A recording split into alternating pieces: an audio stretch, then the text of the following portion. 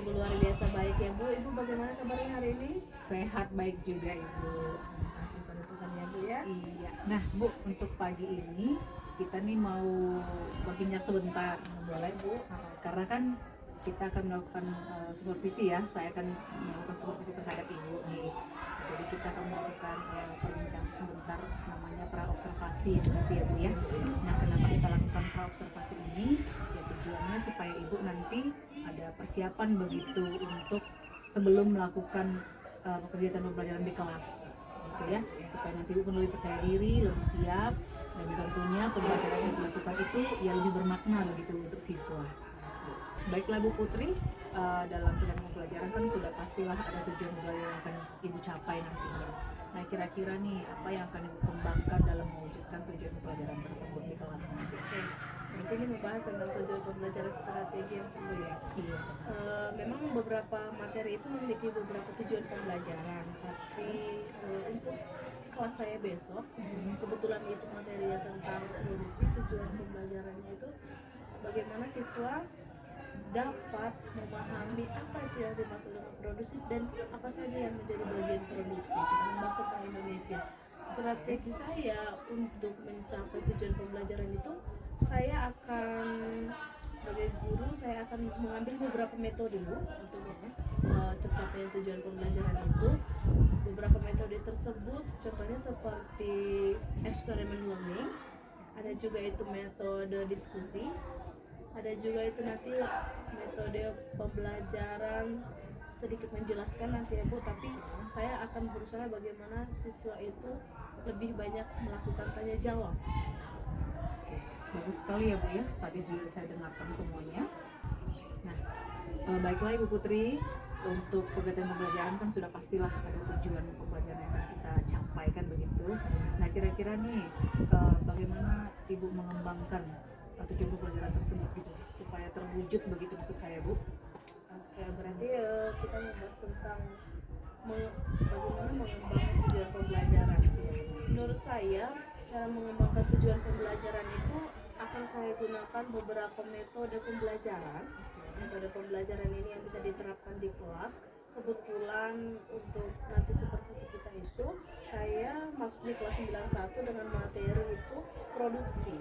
Jadi akan beberapa tujuan produksi itu saya mengambil strategi menggunakan metode pembelajaran. Metode pembelajaran ini yang pertama itu ada experiment learning Bu. Yang kedua itu ada tanya jawab. Yang ketiga itu nanti ada diskusi kelompok. Itu strategi saya untuk agar tercapainya tujuan pembelajaran tersebut. Baik Ibu, saya menarik ya. Saya juga setuju dengan yang Ibu sampaikan tadi, dan saya sudah mencatat semuanya tadi di sini Bu. Nah, lalu untuk orangnya siapa nih yang berperan dalam mendukung rencana Ibu ini? Kira-kira siapa aja begitu Bu? Dalam pembelajaran ya Bu Iya, ya. tentunya. Dalam pembelajaran ini yang sangat berperan itu adalah guru dan siswa ya Bu. Iya. Termasuk juga teman-teman rekan kerja. Tapi dalam situasi pembelajaran yang sangat berperan itu adalah interaksi antara guru dengan siswa yang kita ajar. Nah, jadi kira-kira kapan Ibu akan Ibu laksanakan? Kalau materi pembelajarannya kebetulan saya besok di hari Kamis di kelas 91 dengan materi produksi. Di situ saya akan menyampaikan pembelajaran itu di kelas itu. Oke, berarti besok ya Bu ya. Nah, baiklah Ibu, terima kasih untuk bincang-bincang kita pada pagi hari ini ya untuk pra-observasi.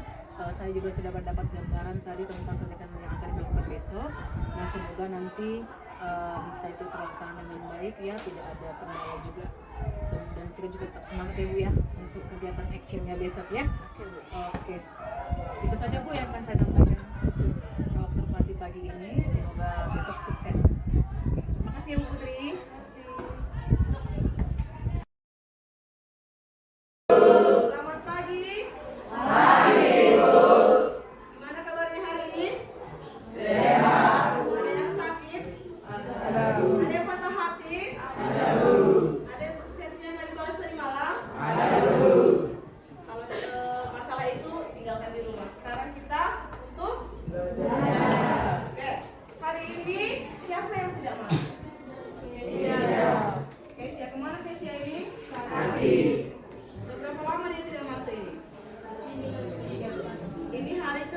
Hari keempat. Sudah baikkan dia atau bagaimana? Ada yang bertanya sama temannya? Masih demam sama batuk. Berarti hanya satu orang yang tidur di kelas ini kan? Tanya-tanya ya. Mana tahu kalian sebagai obatnya. Temannya adalah obatnya. Bisa jadi sebagai penghibur ya kan? Oke, kita hari ini masuk ke materi yang pertama di semester baru ini. Kita buka buku kita halaman 53. Materi kita adalah pelajaran ekonomi. Jadi buka. Bawa buku semua kan? Oke, pelajaran hari ini di bab 3 adalah ketergantungan antar uang dilihat dari konsep ekonomi dan pengaruhnya terhadap kesejahteraan masyarakat. Siapa yang mengingat ekonomi itu berhubungan dengan apa? Kegiatan jual beli. Ekonomi, ada yang mengatakan kegiatan Jual beli. jual beli. Ada lagi Tentang keuangan. tentang keuangan. Apa lagi kata ekonomi? Berhubungan dengan apa? Mendengarkan? Kelas 8 pernah? Ekonomi berhubungan dengan kegiatan jual beli, keuangan, dan harga. Ini semua bisa dirangkum dalam kegiatan produksi. Selanjutnya apa? Setelah produksi, distribusi atau konsumsi dulu. Distribusi. Dan konsumsi. Apa itu produksi? Kegiatan menghasilkan barang. Kegiatan menghasilkan barang. Apa itu distribusi? Kegiatan menyalurkan barang atau jasa. Menyalurkan. Inilah kegiatan yang sering dia lakukan. Konsumsi. Apa konsumsi? Menggunakan barang atau jasa. Apa konsumsi? Menggunakan Menggunakan barang. atau menghabiskan barang. Dan di materi hari ini kita membahas hanya di bagian Produksi. produksi adalah kegiatan Menghasilkan. menghasilkan. Kita baca poin pertama di halaman 53. Baca dulu Billy. Produksi adalah kegiatan menciptakan atau menambah penggunaan suatu barang atau jasa sehingga lebih bermanfaat dalam memenuhi kebutuhan. Tujuan kegiatan produksi secara umum adalah memenuhi kebutuhan manusia untuk Mencapai kemakmuran. Produksi adalah kegiatan menciptakan dan menambah. Ada dua kata, menciptakan dan menambah. Bagaimana yang dimaksud dengan menciptakan? Menghasilkan. Membuat. Bagaimana yang dimaksud dengan menambah dalam produksi? Memperbaharui, menambah nilai guna. Ini dua kata yang berbeda tapi tetap namanya menghasilkan. Kita bahas tentang menciptakan. Kita buat contohnya adalah cabai. Cabai itu adalah yang diciptakan oleh diciptakan oleh Tuhan, dibuat oleh manusia ya kan? Diciptakan, kita menanam yang namanya cabai. Setelah ditanam, tumbuh, berbunga dan berbuah. Hasilnya adalah cabai. Setelah ditanam ya. Setelah itu ada yang namanya menambah nilai barang, menambah nilai harga. Bagaimana caranya menambah nilai itu? Yang cabai inilah dia diolah. Harga cabai berapa sekarang? Siapa baru jual cabai? Apa yang kalian jual? Siapa yang baru jual cabai? Siapa yang tahu harga cabai? Siapa yang baru beli cabai?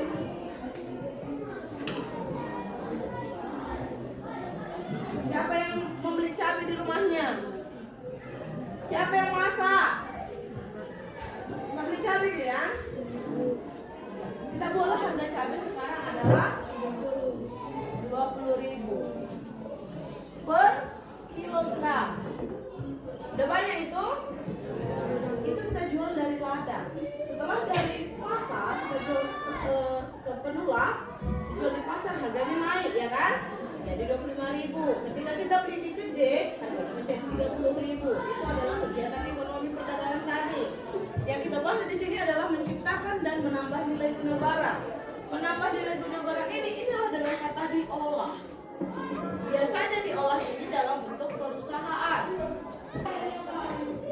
Dia menjadi apa kira-kira? Sambal. Jadi apa? Sambal. Sambal kan diulek dimasak kan dia. Udah kayak gitu aja. Saus. Ada diubah menjadi saus cabe. Yang sekarang terkenal itu apa? Bon cabe. Bon cabe. Tadi yang cabe kita 20.000 1 kilo, setelah ada pengolahan oleh perusahaan, dia diubah menjadi bon cabe. Yang harga bon cabe ini berapa? Per 100 gram. Tahu 100 gram? Harganya 2.000. Berapa 1 kilo ini? Berapa 1 kilo ini berapa gram jadi? 100 gram, 100.000 gram ya kan? Iya. Iya ya. Gimana matematikanya ya? 1.000. 1.000 dari 1 kilo menjadi 1 kilo sama dengan 1.000 gram. Yang tadinya harganya 20.000 berarti 1.000 dikali 2.000 berapa?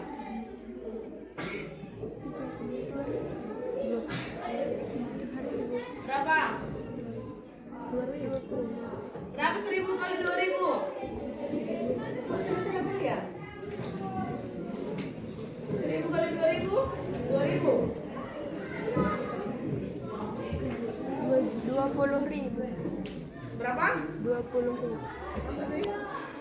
2 juta, Bu. Berapa? 200.000 atau? Dari 1 kilogram tadi cabe, dia diubah menjadi satu sasetnya atau seperti bon cabe kan? Pernah lihat kan? Menjadi 100 gram. Iya.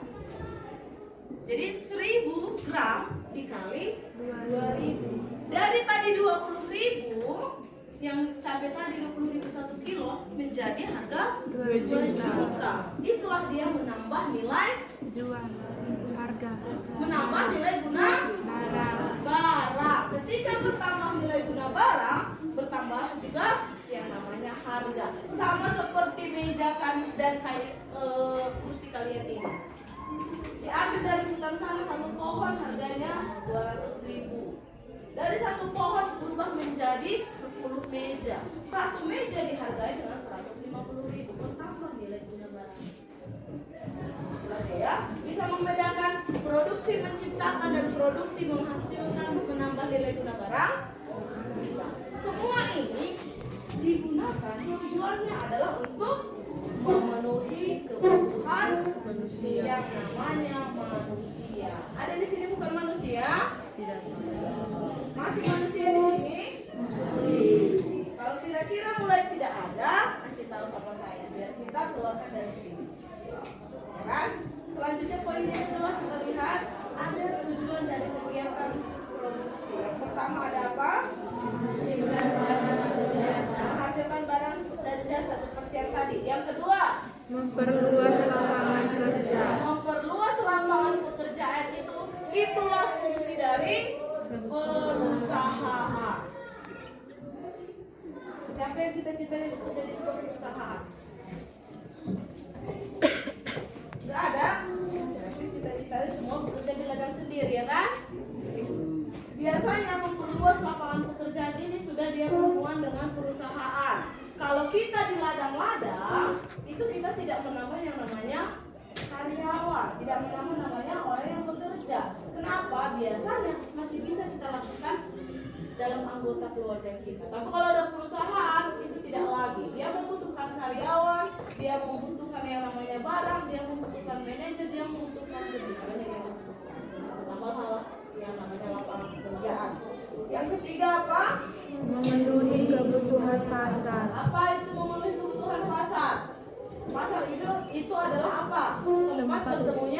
penjual dan pembeli. Pasar yang dimaksud di sini adalah tempat jual beli, bukan pasar jalan raya.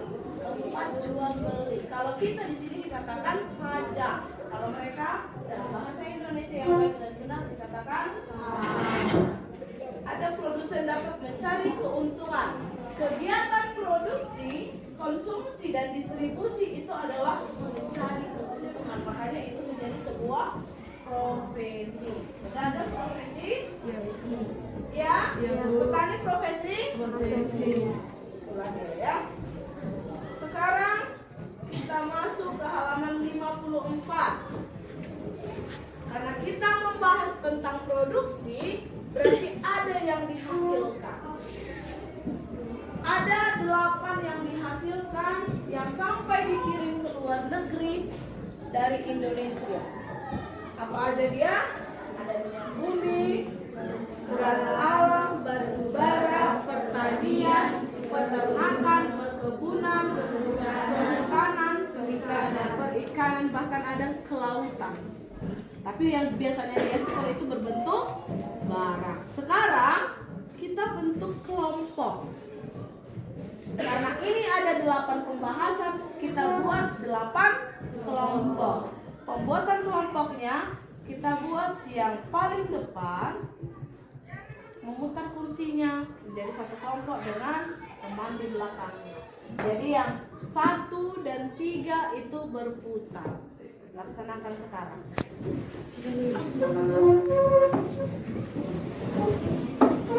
Pertama,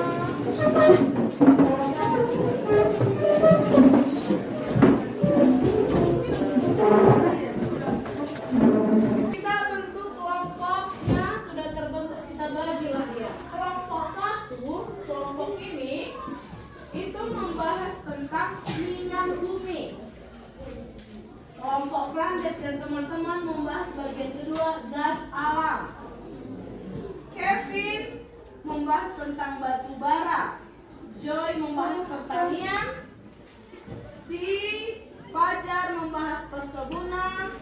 Eldo kehutanan. Cita peternakan, dan terakhir perikanan kelompok Egi. Jadi dengarkan ya. Kelompok minyak bumi, gas alam, dan batu bara, kalian mendiskusikan daerah mana yang menghasilkan barang tersebut. Ya, daerah mana yang menghasilkan? Dilihat dari bukunya. Mana aja daerah yang menghasilkan minyak bumi, gas alam, dan batu bara. Kelompok pertanian, perkebunan, kehutanan, peternakan, dan perikanan, kalian mencari apa yang dihasilkan dan sampai dikirim ke luar negeri. Paham? Ada yang perlu dimengerti? Kalau sudah paham, itu dikerjakan. Tugas kelompok ini akan dipresentasikan. Ibu pilih nanti kelompok mana yang presentasi. Dikerjakan di kertas, nanti hasilnya dipresentasikan ke depan ini. Oke, Ibu kasih waktunya 10 menit. Silahkan. Si mereka tentang pertanian. Perkenalkan, kami dari kelompok 4, teman saya Denisa Nasir dan teman saya Dewi Purba, jenis pangan Adi Sembilan. Pembahasan pertanian. Hasil produksi pertanian di Indonesia adalah padi, jagung, ubi kayu, bawang, cabai, durian, jeruk, kopi. Ada 5 negara penghasil padi terbesar di tahun 2016 adalah Tiongkok, India, Indonesia, Bangladesh, dan Vietnam. Ada 5 provinsi penghasil padi terbesar di Indonesia adalah sebagai berikut: Jawa Timur, Jawa Barat, Jawa Tengah, Jawa Selatan, Sumatera Selatan. Sejauh ini negara Indonesia mengekspor hasil pertanian ke luar negeri, yaitu durian, jeruk, mangga, jagung, karena ini merupakan hasil pertanian di Indonesia yang paling banyak. Sekian hasil presentasi kami. Oke, kita beri tepuk tangan untuk teman-teman.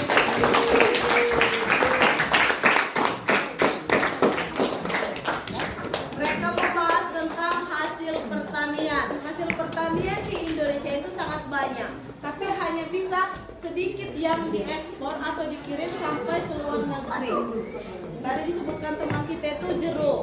Jeruk itu kita sangat terkenal dengan hasil jeruk kita, terutama Sumatera Utara. Itu bisa sampai kita kirim ke Malaysia, Singapura dengan kualitas yang baik. Kalau durian itu juga hasil pertanian Indonesia, ada juga yang dikirim sampai ke luar negeri, tapi durian lebih ke buah apa? Musiman. Durian itu adalah buah musiman. Selanjutnya kita mendengarkan presentasi dari kelompok yang membahas peternakan. Sebelum kami memulai presentasi kami, izinkan kami memperkenalkan diri. Nama saya Cita Sipayung dan teman saya. Pada kesempatan kali ini kami akan mempresentasikan hasil diskusi kami tentang peternakan. Hasil peternakan dalam negeri yang dapat menjadi komoditas ekspor adalah daging sapi, telur ayam, dan daging ayam pedaging. Selain itu ada juga hasil peternakan yang dalam negeri terdapat bebek, ular, kambing, dan domba. Daging sapi. Adapun provinsi di Indonesia menghasilkan daging sapi terbesar tahun 2015 adalah di Jawa Timur, Jawa Barat, Jawa Tengah, Banten, dan Sumatera Barat. Adapun provinsi di Indonesia penghasil daging ayam terbesar pada tahun 2015 adalah Jawa Barat, Jawa Timur, Jawa Tengah, DKI Jakarta, dan Banten.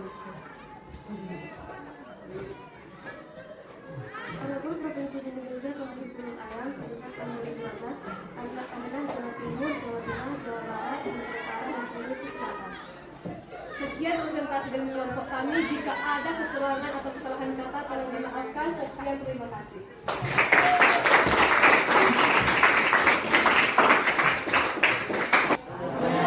Paling banyak adalah ayam.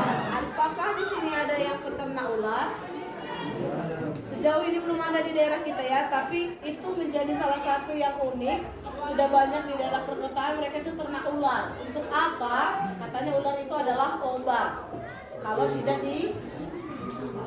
dipatoknya kena bisanya, itu adalah menjadi makanan katanya. Sudah mulai ada yang namanya ternak ular. Tapi biasanya kita masih ternak ayam. Yang paling besar itu ternak sapi. Ternak apa lagi? Ternak domba. Tahu domba? Ada ternak kambing. Itu biasanya dikonsumsi pada hari raya kebesarannya yang muslim. Jadi itu sama. Kita mengekspor itu apa tadi? Telur ayam. Bukan telur ayam kampung ya. Telur ayam negeri yang biasa kita makan. Setelah itu daging sapi sama daging ayam pedaging. Tahu ayam pedaging? Yang 1 ekor itu bisa sampai 2,5 kilo. Itu adalah ayam pedaging. Oke? Bisa dipahami? Untuk kedepannya kita bisa menampilkan, mempresentasikan kelompok lain. Materi kita, sebelumnya berbalik semua ke tempat semula. Semua yang kita bahas tadi nanti kita akan pertanyakan lagi, diskusikan lagi ketika pembahasan di materi selanjutnya tentang distribusi. Kalau sudah ada yang namanya dihasilkan, berarti harus ada yang namanya menyalurkan. Ketika ada menyalurkan, berarti adalah orang yang mengkonsumsi. Bisa dipahami? Ada yang ingin bertanya tentang materi kita hari ini? Paham semua? Paham. Mengerti semua? Mengerti. Oke, kalau sudah mengerti, untuk tugas minggu depan kalian membaca tentang distribusi dan konsumsi. Kita akan bahas di pertemuan selanjutnya. Oke? Kemudian untuk materi kita mengenai produksi di hari ini. Semangat belajarnya? Terima kasih.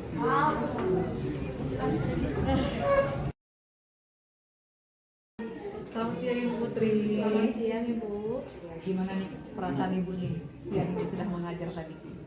Saya cukup puas untuk pengajaran hari ini. Siswa saya cukup excited untuk pembelajaran hari ini. Iya ya. Nah terkait untuk hasil observasi kegiatan pembelajaran yang sudah kita lakukan tadi nih Putri. Saya juga sangat apresiasi, tadi Bu sangat luar biasa mengajar. Terima kasih Bu. Nah, dalam kegiatan pasca observasi ini Bu, kita akan merefleksikan hasil pembelajaran yang sudah Ibu lakukan tadi ya. Nah, gimana nih perasaan Ibu Putri tadi saat melakukan pembelajaran?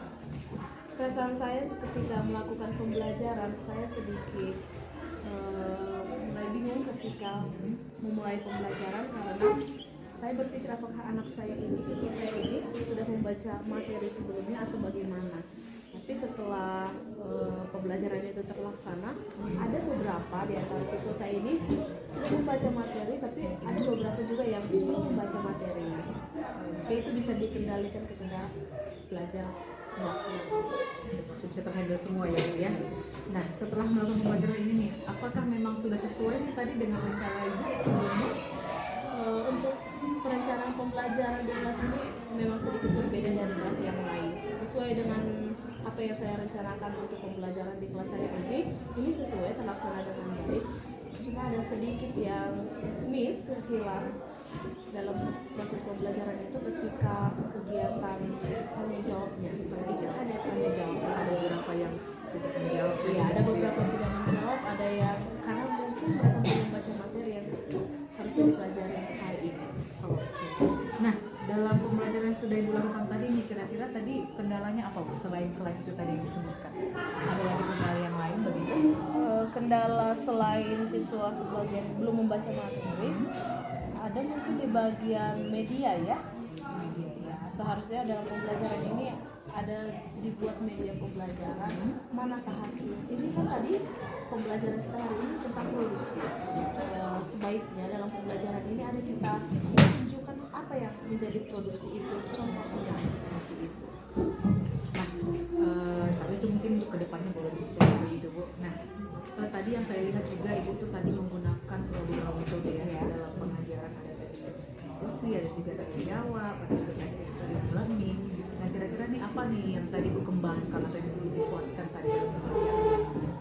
Dalam metode pembelajaran yang saya sampaikan di kelas ini, saya lebih ingin mengembangkan kepada siswa itu tentang eksperimen learning, karena menurut saya eksperimen learning itu adalah metode pembelajaran yang menurut saya menarik dan mudah dipahami oleh siswa.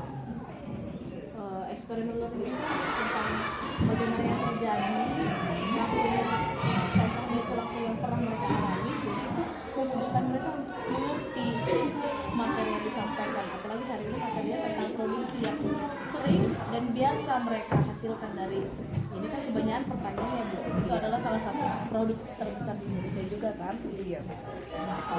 Nah, terakhir nih Bu Putri, apa harapan Ibu ke depannya dalam meningkatkan pembelajaran ke depan? Harapan saya dalam meningkatkan pembelajaran ini lebih variatif ya Bu ya. Variatif dalam penggunaan media mungkin, variatif dalam metode pembelajaran, dalam kegiatan pembelajaran. Ini tadi kan ada sedikit diskusi, mungkin kedepannya bisa lebih ditingkatkan lagi tentang tanya jawabnya, diskusinya, presentasinya, sama pembahasan materi-materi selanjutnya itu bisa terjadi kemenarikan bagi siswa, biar siswanya lebih banyak tertarik, lebih semangat, lebih ingin tahunya lebih tinggi dibanding seperti yang tadi Ibu lihat. Memang Bu, untuk pembahasan variatif saya juga setuju ya Bu ya. Untuk pengalaman saya juga sepertinya memang siswa ini tidak boleh yang monoton, harus lebih variatif supaya siswa lebih menarik kan, lebih suka belajar. Nah, untuk pengalaman untuk hari ini pun saya dapat pengalaman tersendiri gitu Bu, dan berguna buat saya. Nah, terima kasih saya ucapkan kepada Ibu Putri karena sudah sharing hari ini, sudah berbagi pengalaman juga untuk pembelajaran hari ini. Harapan saya ya semoga kedepannya kita bisa lebih baik ya Bu ya, khususnya dalam melayani anak-anak. Terima kasih ya Bu Putri ya.